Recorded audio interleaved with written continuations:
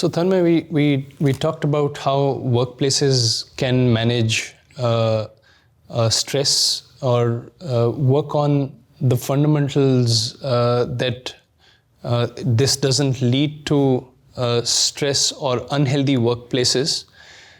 Talk about what philosophically, how can we look at policy building in workplaces, and where should we start? Yeah.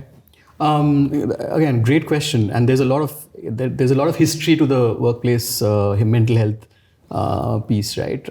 It's a movement in its own right. And I think two things are important here. One is for the workplace to recognize that distress is never an individual's problem.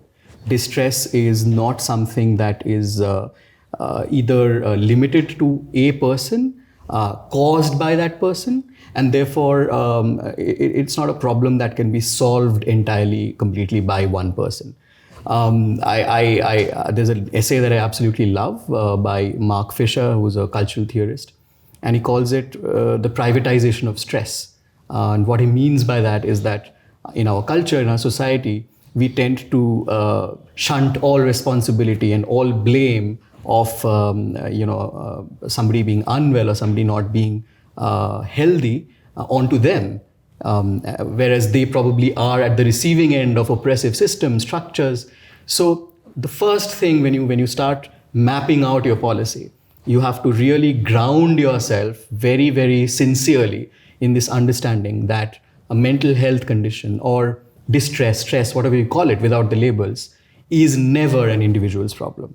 Because unless you do that, you are always going to aim your interventions and solutions at the individual. There is another beautiful framework that I often refer to. Irene Caselli, she lives in Greece these days, and she writes on early childhood.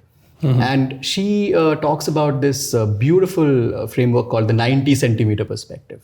And what that means is, imagine building a city and the infrastructure in a city from the point of view of a child who's only 90 centimeter tall.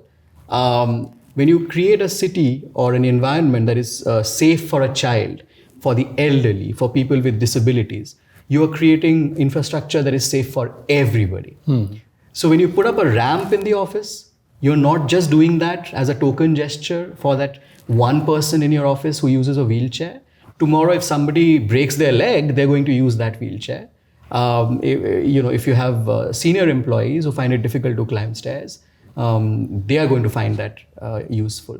So, is this pivoting on build for the most vulnerable, and hence you have built for all? Absolutely.